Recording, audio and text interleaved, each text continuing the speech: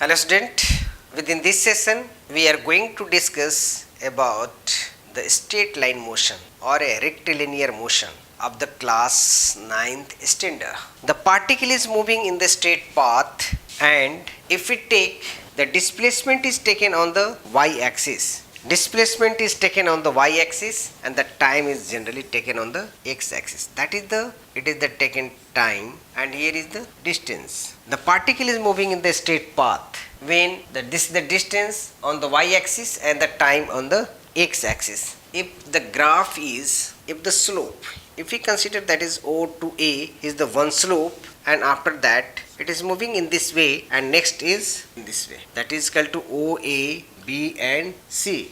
Within this part there are the three part of this graph. Here is this is the distance traveled by the particle is here. This is the height and this is the distance traveled by the particle, and here is the distance traveled by the particle, and this is the distance traveled by the particle. If you to find where in which part there are the three part of this curve from O to A, this is the one straight line, so there should be the one speed between O to A. It means the particle is moving with the constant velocity from O to A. Now the particle is moved with the constant velocity A to B. Here the slope is very small, so approximately the velocity is very small, and in the case of B to C, the slope is large compared to this OA. So we can say the velocity between the B and C will be more than that of the OA. It means if the slope is more, the velocity will more. Just we see that if we take here and the particle is sliding on this, the particle is sliding on this, and when the object is placed at this point, very slowly the particle coming in the downward directions. But if we keep here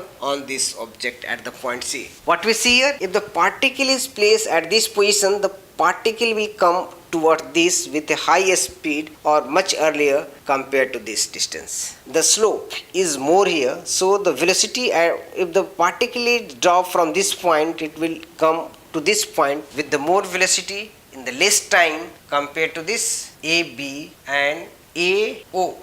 Here is the slope is less compared to that of this. So the velocity at this point, now if you say in which case the velocity will be the maximum, the question is here, in which part of the distance time graph, in which segment the velocity will maximum,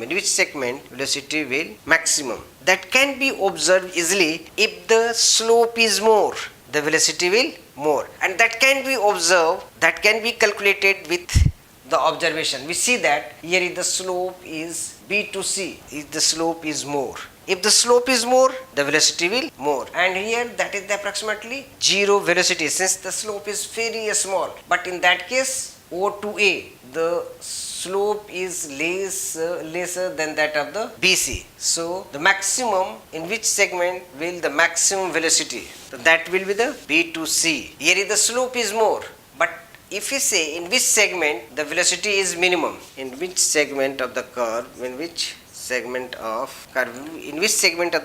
the velocity will be minimum. In which segment? So we see that in that case, if we say from O to B, we consider that is equal to, this is equal to 10 meter. If we consider this is equal to 10 meter, this is equal to 10 meter, and from B to C, this is the 12 meter, and the time taken from O to this is equal to A, B, C, O to D, this distance is equal to 10 seconds, and the time taken from here is that is equal to 10 seconds, and the interval between this to this is equal to also the time interval between D to E, that is also 10 seconds, and this is equal to 35 meter, and that is also the 10 meter. Now if you have to find the velocity, in which part of the velocity will be the maximum, in which part the velocity will be minimum. So if we say that is equal to O to A of this part, the speed between O to A, that is equal to, this is the distance and this is the time, so this is equal to distance upon time, and the distance is equal to what? This is equal to 10, O to D is equal to 10, and time is also 10, so that is equal to 1 meter per second. But in the case of a speed from A to B, and this distance is equal to what? This the A is the 10 meter and B is the 12 meter. So the distance is equal to what? The distance between them is equal to O to B, that is equal to BE minus AD. This is equal to 2 meter, and the time interval is equal to 10 second. That is equal to 0.2 meter per second, and the speed from B to C, this is equal to, that is the distance of this is equal to what? This is equal to CF. This is equal to 35 meter minus 12 meter. So this become the 13 meter. This length is equal to what? We see that is equal to CF minus E divided by the 10 second, that is equal to 10 second, and this is equal to 35 minus 12, 35 minus 12 upon 10, and that is equal to 13 by 10, that is equal to 1.3. So the speed is maximum between B to C, and that can be seen clearly when the object is placed at this point. It will come more rapidly compared to that of this. Here is the very slowly the particle come in the downward direction, so the velocity between B to C will be maximum. Understand? From the graph we can say that, after watching the graph we can say through which part